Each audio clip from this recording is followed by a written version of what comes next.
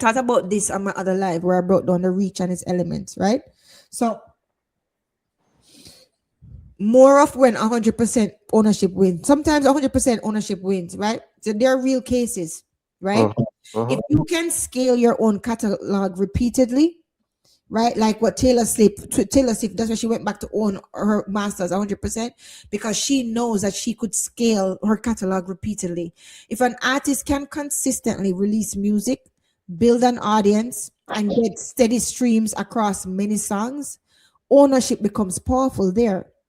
So Mhm. one small song may not beat like a massive hit, but 50, 100, or 200 own songs creating income month after month, that becomes a machine.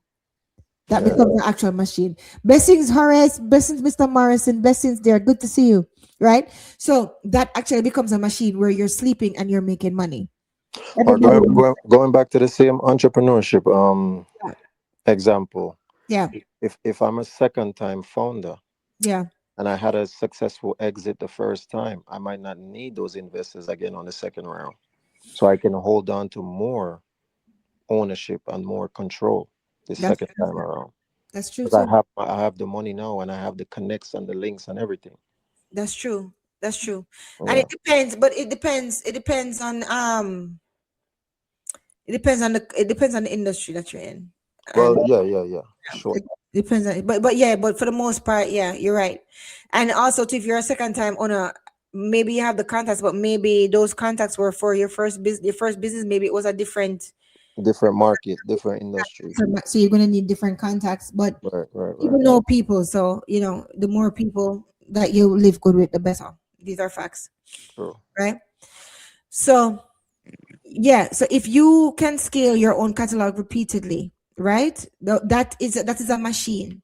So the lesson is one own song, that's a product. But when you have a catalog, that is an asset system. If you build strong direct distribution and you have control like what Taylor Swift has, that is an actual asset system.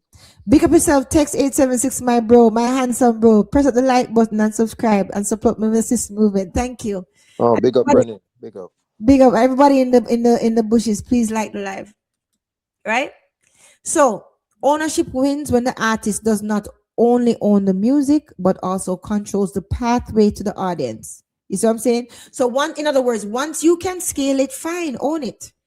Own it fully then. If you can scale it, you can market it, you have the strong fan base, then fine. Go right ahead and own it 100%. But if scaling depends on someone else having part ownership, brother, it's better 10% of 100 million than 100% of nothing. These are facts. Okay? Let's Hmm. continue. You have to just put it pride away and understand what is king to you on your board.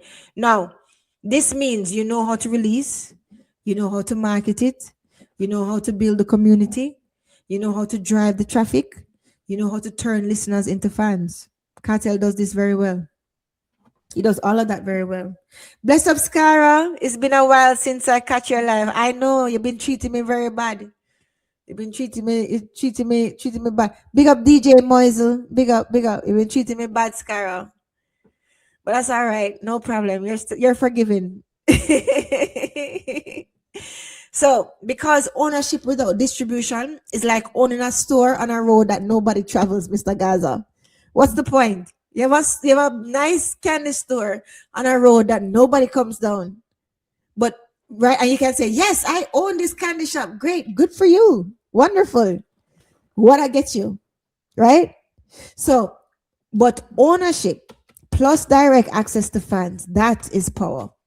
So that is why an independent artist with a loyal audience, right? Vibes Cartel can sometimes earn more than a signed artist with bigger numbers but weak ownership.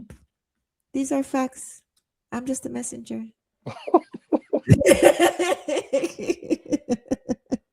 You understand me though. I talk to myself a lot, so that this is sorry.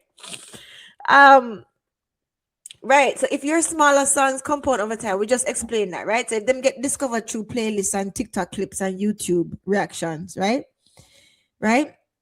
Every new wave will benefit you, right? So that is why catalog ownership matters.